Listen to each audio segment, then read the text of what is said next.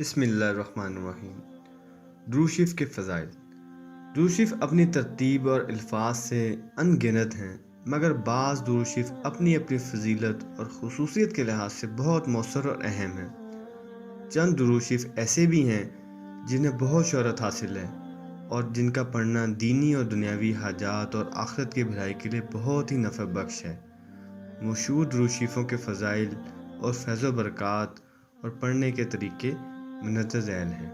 حضرت ابن عباس رضی اللہ تعالیٰ عنہ حضور صلی اللہ علیہ وسلم کا ارشاد نقل کرتے ہیں کہ جو شخص یہ دعا یعنی یہ درود شریف پڑھے تو اس کا ثواب 70 فرشتوں کو 1000 دن تک مشقت میں ڈالے گا، یعنی کہ 70 فرشتے 1000 دن تک اس کا اجر و ثواب لکھنے میں مشغول ہو جائیں۔ حضرت ابو ہریرہ رضی اللہ تعالیٰ عنہ ارشاد فرماتے ہیں، جس کا مفہوم ہے کہ آپ صلی اللہ علیہ وسلم نے فرمایا کہ جو شخص جمعے کے دن عصر کی نماز کے بعد عصر کی نماز سے فارغ ہو کر اپنی جگہ سے اٹھنے سے پہلے 80 مرتبہ یہ درود شریف پڑھے، اللہم صلی علی محمد النبی الامی وعلی آلہ وسلم تسلیما، تو اس کے 80 سال کے گناہ معاف ہوں گے اور 80 سال کا عبادت کا ثواب لکھ دیا جائے گا۔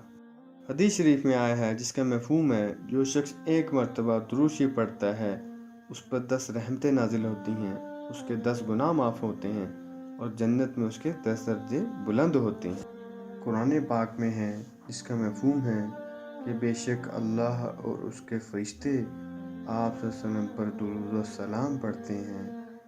اے ایمان والو، تم بھی آپ صلی اللہ علیہ وسلم پر درود و سلام پڑھا کرو۔ درود ابراہیمی۔ نماز میں جو درود پاک پڑھا جاتا ہے اس میں حضرت ابراہیم علیہ السلام کا نام آتا ہے، اس لیے اسے درود ابراہیمی کہا جاتا ہے۔ درود ابراہیمی حضور صلی اللہ علیہ وسلم کی زبان اقدس سے ارشاد ہوا ہے، اس لیے فضیلت کے لحاظ سے یہ درود افضل ترین ہے۔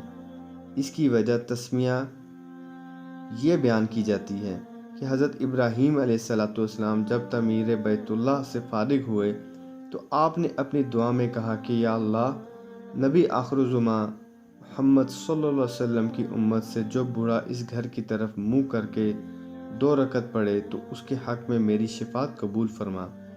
اس پر حضرت اسماعیل علیہ السلام، حضرت ہاجرہ، حضرت سارہ اور حضرت اسحاق نے آمین کہی۔ اس کے بعد حضرت اسماعیل علیہ السلام نے اپنی دعا میں یہ کہا کہ اے اللہ، محمد صلی اللہ علیہ وسلم کی امت سے جو نوجوان اس گھر کی طرف منہ کر کر 2 رکعت پڑھے اس کے حق میں میری شفاعت قبول فرما۔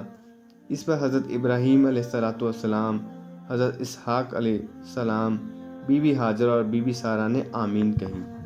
پھر حضرت اسحاق علیہ السلام نے دعا مانگی، یا اللہ، نبی آخر الزمان محمد صلی اللہ علیہ وسلم کی امت کا جو ادھیڑ عمر شخص اس گھر کی طرف منہ کر کے 2 رکعت پڑھے تو اس کے حق میں میری شفاعت قبول فرما۔ اس پر خاندان کی باقی افراد نے آمین کہی۔ اس کے بعد حضرت بی بی سارہ نے دعا مانگی، یا اللہ، نبی آخر الزمان صلی اللہ علیہ وسلم کی امت سے جو عورت اس گھر کی طرف منہ کر کر 2 رکعت پڑھے اس کے حق میں میری شفاعت قبول فرما۔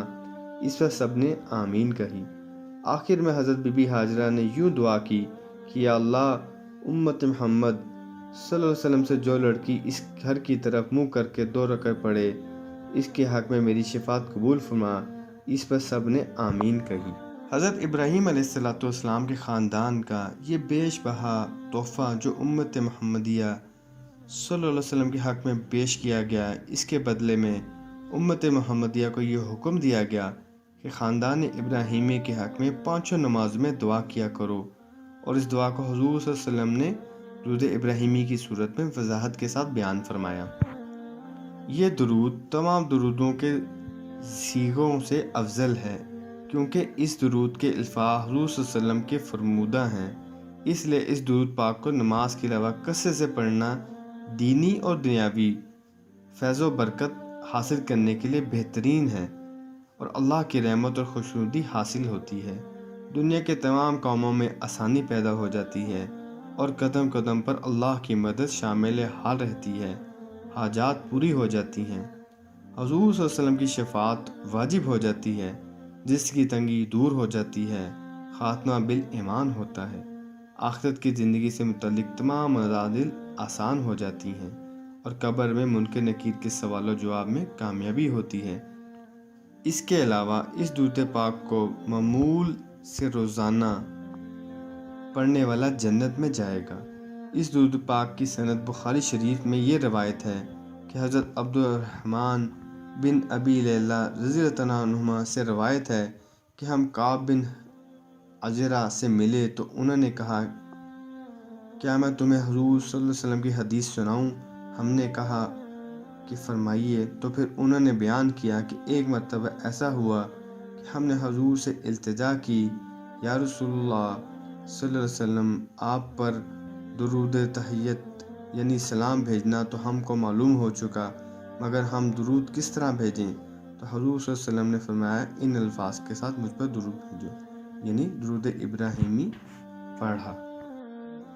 جس دعا کے شروع میں درود شریف اور آخر میں درود شریف نہ پڑھا جائے وہ دعا ہوا ہی میں معلق رہتی ہے، یعنی اوپر جاتی ہی نہیں، آسمانوں تک پہنچتی ہی نہیں۔ اللہ رب العزت سے دعا ہے کہ اللہ رب العزت ہمیں اپنے نبی پیارے رسول حضرت محمد صلی اللہ علیہ وسلم فخر دو عالم سرکار دو عالم پہ کثرت سے درود شریف پڑھنے کی توفیق عطا فرمائے۔ آج جمعہ کا دن ہے، کوشش کر کے کثرت سے اللہ کے نبی پر درود شریف پڑھی۔